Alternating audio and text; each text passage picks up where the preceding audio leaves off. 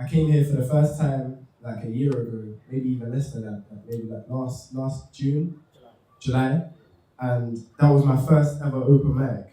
It was my first ever open mic, and it was the one that Red won. Yeah, it was that one. Yeah. And HJ was the first sort of guy that I met through poetry, and like he told me about, come to this event, come to that event, and like even though I feel like I've just started, it's a bit of a full circle moment, you know. But nah, yeah, he's ready for some poetry. I'm ready. I'm excited. So obviously I won the slam last. No, it wasn't last month. I won the slam last year. Yeah, you did. To get here. Jeez. And I thought, like, as a little warm up, should I perform the poem that I used to write? So this poem is called Snakes and Ladders. Yes. You know, it's funny how humans can acknowledge that the heart and the fist are the same size, and then proceed to use the wrong body part in the wrong situation. When looking for prey, snakes have a tendency to hide in the grass until they find the animal deemed worthy enough to satisfy their own needs. Eventually, when a target is found, its stillness becomes savage. Its eyes expand at the thought of how the mouse would benefit him. It strikes and the venom quietly seeps into his body like an unwanted guest at a party, immobilizing and eventually killing him. The snake then moves on with its life to the next victim like nothing even happened. Sometimes I wonder if they realize what they do to their surroundings in a search for their own desires. I wonder if they know that the roots of the grass they damage ruins the way it grows in the future. I wonder if they can recognize a snake when they see one. Because not all the reptiles, some have hands, some have feet, some have hair, some package respect into a mailbox and return it back to their parents because the size is too big to wear on their chest. They look at women the way a lion looks at a zebra, admiring the beauty of its stripes but still deciding to hunt it. They look at women the way a snake looks at a mouse, piercing into this life with fans of toxic masculinity. You know, we get told that we should never let her go get in the way of finding our wives. But how can a girl be your wife if you never take her seriously? Us men are mowing the grass instead of letting our garden flourish. Come on. We're digging at the ground and then complaining about the quality of our soil. Now I know why they say, when a hoser.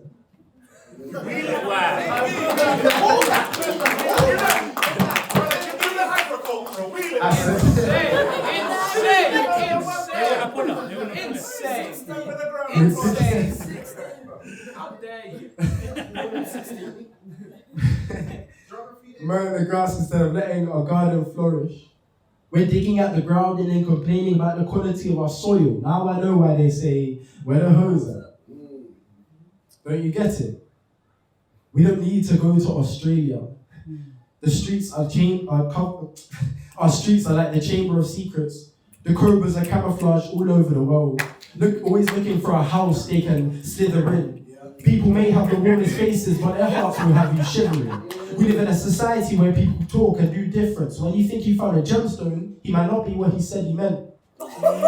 Secondly, the love I see around is watered down, and it's been eroding at us for a while now. I see girls scrolling on Amazon and they're purchasing a smile now, but it's no longer the Amazon. She's lonely, in denial now. Men say they want the peach and then forget about the seeds that they spill when they take a bite. New age masculinity plays women like a game with 100 squares, but the ladders are too far to reach. This is an apology to any girl who I've slithered down with my secret insecurity. Because I'm living with a heavy heart and I've never been known as a bodybuilder. Because I don't want to be the guy that treats a girl like his world and then sheds his skin into an asteroid. I don't want to be the guy that grabs Cupid from the sky, steals his bow and fires it at anyone who would look twice in his direction, leaving a trail of perplexed women with arrow tails sticking out of their backs. No, I want to greet Cupid like I've known him for years. Come on. I want him to guide me to a flower like he has Google Maps downloaded in my cardiovascular system. I want to take that flower and build a garden that God will be impressed with, look back at it and think, I did things right this time. Thank you guys, that was my first one.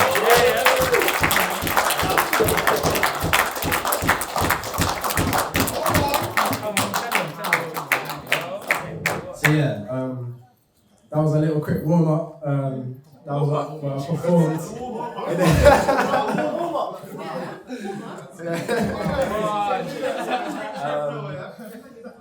So I'm thinking, yesterday I just finished a new poem. New shit. What was that? What was that? Sorry? New shit. Very new shit. very. Almost very that I might forget my lines, but if I do, then just forget. You know what I'm saying? But yeah, I think I'll perform that for you guys. Is that alright? Yeah. So the poem is called, it doesn't need an introduction really, it introduces itself, but the poem is called How Deep Does Your Drill Go?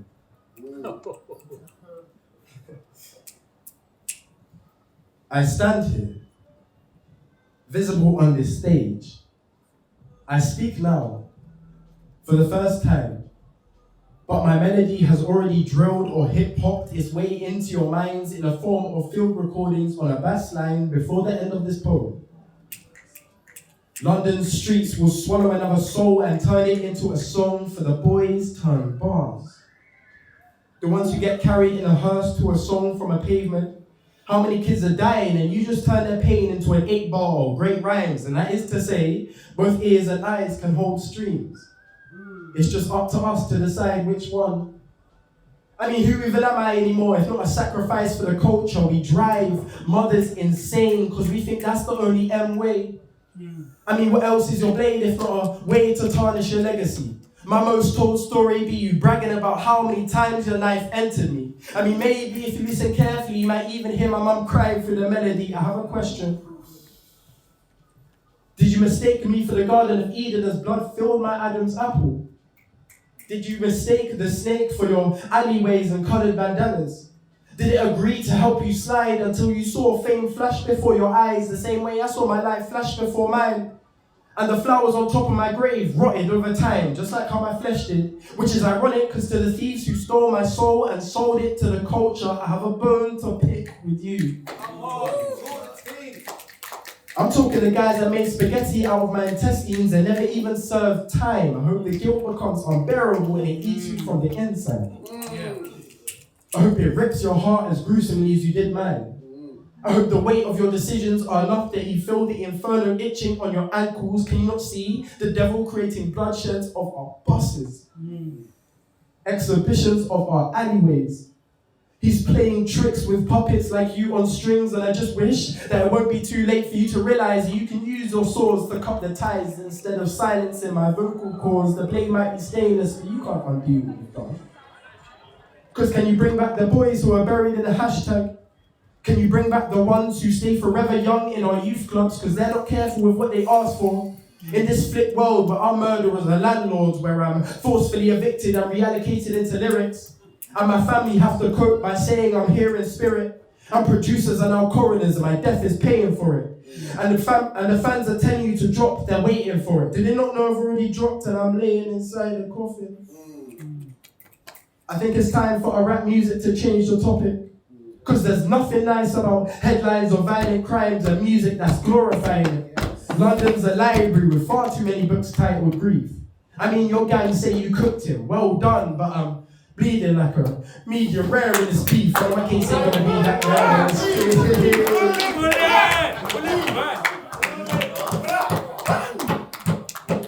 I said, your gang say you cooked him, well done, but I'm bleeding like a medium rare in this beef, and my case ain't gonna be that rare on the street. In a few years, I'll even be forgotten by the people that were wearing me on a tee, but that took me by surprise. Because I never knew that those beats of secret demise that I listened to in my bedroom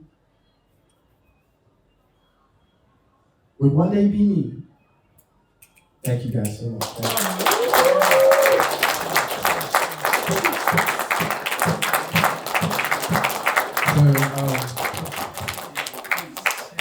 I'm here to talk about all sorts of topics today. I'm a bit stuck.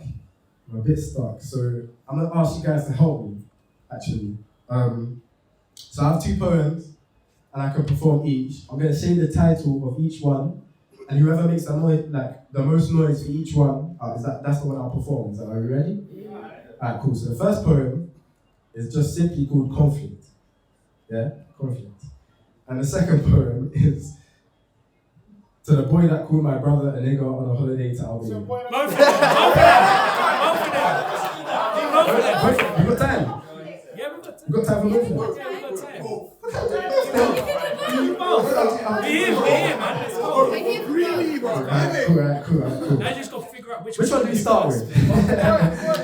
The boy.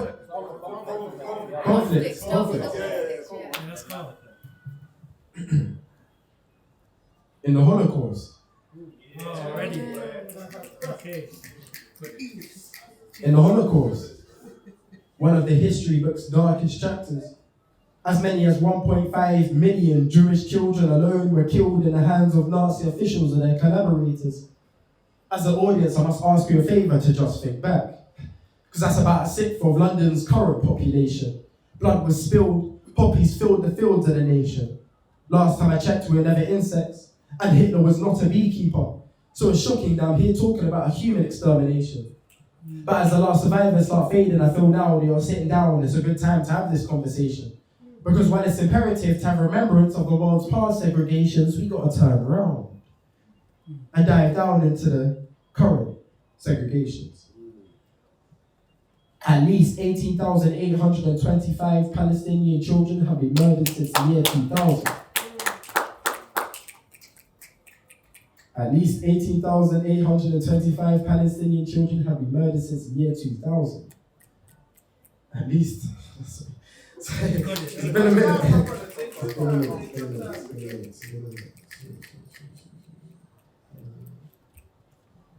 Give up for Kenechi right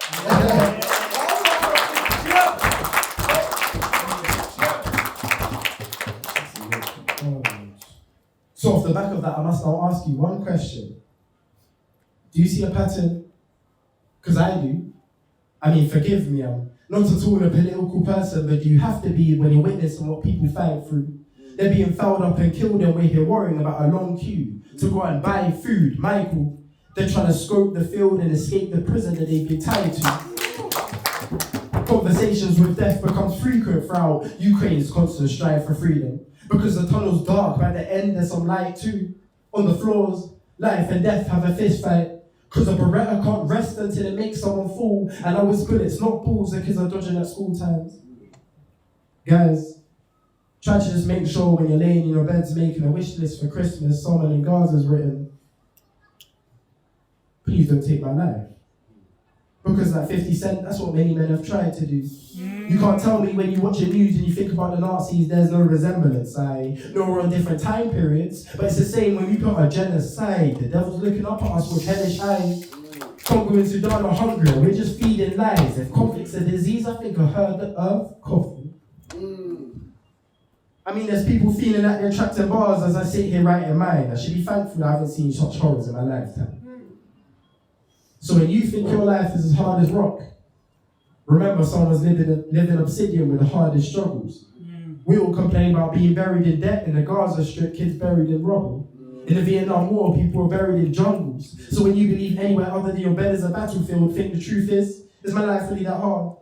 So when you get opportunities, don't be making excuses. The life you've been given is a blessing, so please put that shit to use. And when you think your world's a dark place, remember, someone's living in your shadow.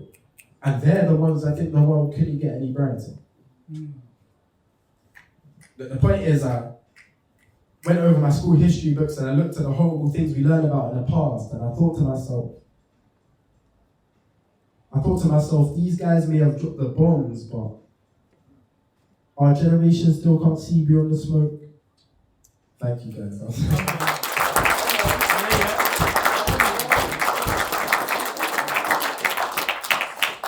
So, we're on to our next poem that we've already decided. So, little backstory for this. This was last summer holiday. I went on a summer holiday, obviously. We're in Albania, and we were walking down like a shore. Like, you know how they have them shores and they just have loads of stuff going on.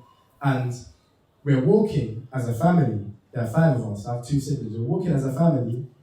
And then we're about to go in this restaurant, and we turn around, and our brother's crying. And we asked him, why are you crying? And he said his boy just called him the N-word. And in a hotel room, I wrote this poem. Are you ready? To the boy who called my brother a nigger on a holiday to Albania, this is a letter to you. You see, the human body accommodates anger by rapidly increasing the levels of energy hormones, adrenaline, blood pressure, and heart rate. I guess that explains why my blood vessels were hosting Formula 1 before we even got to the second G, you see. I'm about to tell you the truth. So please, don't give me any blame at all. When I first looked at you, I wanted to slap you to this earth until a hearse became attainable. But the second time, I saw the product of what modern human society has manufactured. This heirloom of ignorance, this compensation of conflict, this word that's kept locked behind a racist chamber of secrets to be used to bite and poison the weakest, and that's why he only hissed it when he was about a meter away. Where's my Phoenix to save me in all of this? I mean, I guess that's why the environment around me crumbled to pieces and my melanin turned me to a statue. Embarrassment grabbed me by the throat and ripped out my voice box, hurt by what you just used yours to say. And even though you looked about 9, I felt so powerless in that moment, because words hurt more than any 9mm. And instead, you looked to my brother and pulled the trigger that starts with M, and I'm lucky that over time I've managed to acquire this bulletproof vest held by a chest built from past experiences. But when you pierced my brother's lung for the first time, what I wanted to do was throw you into the ocean. So at the bottom, my ancestors could inform me about what you just said, because they knew drowning was better than being shot repeatedly in the chest. I mean, what I really did was grab my brother's wrist, the same place we were tied to on the ships, and I stared at the ground so intensely that I could count the sand under my feet, because I didn't want to prove him right. I didn't want to show him that I could be the stereotype he's being brought up to believe, so I became the joke that he walked up to achieve. To the boy that called my brother a nigger and then laughed, I hope you're happy. I hope you know that your laugh is probably heard more than the cries of 5 centuries. I hope you realize that you're not the only one who's been cracked up in this type of situation, because my ancestors are watching down and their backs all stripes, just like tigers. I hope you know that I don't fully blame you. Because discrimination is a disease and this world just doesn't have enough doctors. There is no vaccine for racism and the negativity spreads like COVID-19, and it's funny because in that situation I even checked my pockets for a face mask. We were vulnerable. Alone hit me with a right hook in my boxing fight with life. You see, from this situation I realized, hey, we can try to stop floods of hate crime with square-shaped banners and signs, but Jim Crow's feathers will find a way to slip back like the circle of life, and maybe that's why in that moment I felt like Simba in a cage full of hyenas. I lost my pride like Scar. I trotted as carefully as I could because I understood that one small slip could have me falling into a ravine of surrounding buffalo that are waiting my arrival so they can trample my self-worth or remind me that I'm a foreigner. You know, nowadays, we use tales to show the prey of today that something bigger's awaiting if we don't stop ignoring them. A predator called prejudice that used to feed on the eastern world, to the cub that called my brother a nigger. Don't let a lion teach you how to hunt. Because I don't want my children to also have to run away from places they don't feel safe in. Thank you.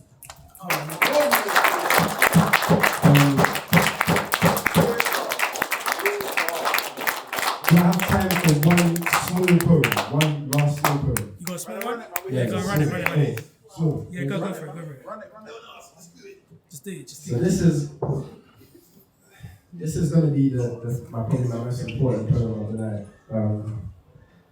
Obviously, everyone in here, we're all sharing a special moment there, but there are 2 special people that are standing in this room, one sitting, one standing actually. Actually, no, they're both standing. But there are two special people in this room who have gone through some tough times recently. We've got my mum, we've got my auntie over there in the corner.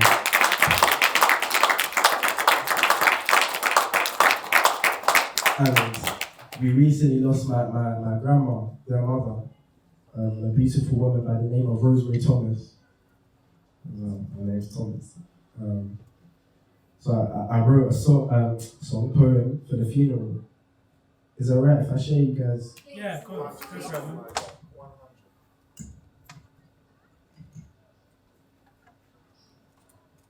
I find it funny how gardens and graveyards are 2 things that are never dared to be correlated. but sometimes the two overlap. Dear Rosemary, I can picture you waltzing through heaven's gates without a need for introduction, as though your smile was the only thing God needed to judge. And I bet he flicked through the rest of the golden resume that is your life, turned around and said, why didn't I have her earlier? Because our soldier only let go when she thought the time was right. We admired her golden bangles, but looked up and found the light, because I promise, no iris could carry your vibrance. No hearse could carry your spirit. That's why when my shoulder takes the case that couldn't carry the weight of your love, it'll be wondering what's actually in it. A human or a holding gold. And that had me thinking, is this a coffin? Or a throne? Is this a funeral? Or a coronation? We should let our tears dry and turn the soul into celebration. So what I have to say is bittersweet like your lemon cake. But dear Rosemary, the greatest inheritance I ever received was your last name. But I need to drag it and have it as my first name, hold it on my chest. Sometimes success isn't quantified by how much money you can make, but how many people you can help grow. And that's the target. So did you realize that we're all flowers? And we grew inside her garden. The garden at which she left behind a sweet scent. The scent of rosemary. Thank you guys so much. Thank you guys for having me. It's been amazing. It's been amazing. That was beautiful, man. It's been a wonderful night. Thank you guys so much for giving me the time. After, if you hear anything, if you heard anything in particular that touched you, come up and speak to me. Tell me what your favorite poem is. But yeah, we got some crazy stuff in store still. This guy, he's standing there clapping like he's gonna come up and murder these people, do the job finish the job that I've done. But it's your time right now. yeah, It's coming, your time. but nah, seriously, thank you. On Instagram, you can find me. My name's Thomas Kenechi, Kanechii, because someone stole the one eye. She stole the one eye. But yeah, to thank you, my parents for coming, one of my best friends, rest of my girls. And those two beautiful flowers that were growing inside of Rosemary's garden.